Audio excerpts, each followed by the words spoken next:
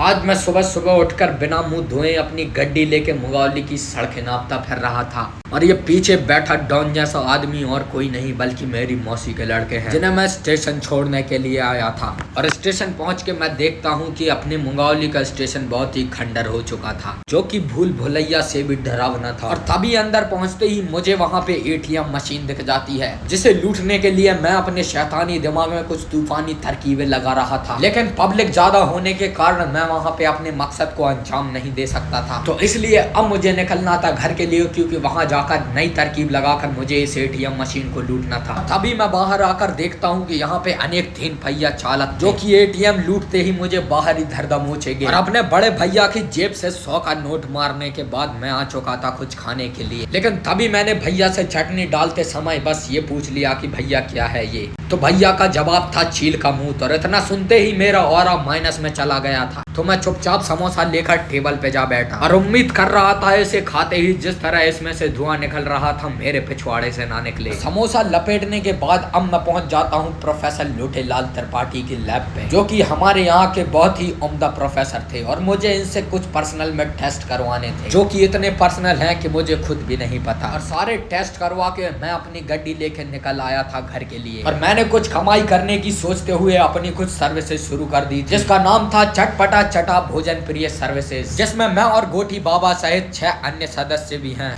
आप लोग हमें शादी पार्टी और अन्य प्रोग्राम के लिए संपर्क कर सकते हैं। हम लोग खाने पीने में कोई कमी नहीं छोड़ते।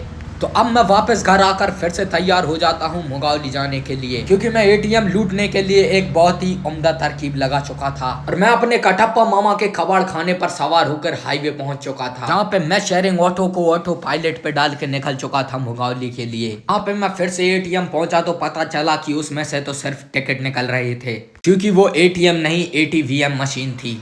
तो अपने आप को इतना भंड देखकर मैं इस शहर छोड़ने का फैसला कर लेता हूँ, क्योंकि दुनिया छोड़ने में अभी वक्त था गाइस। और मैं अपनी डेस्टिनी पर पहुंच चुका था, तो आपसे लेता हूँ विदा। Bye bye.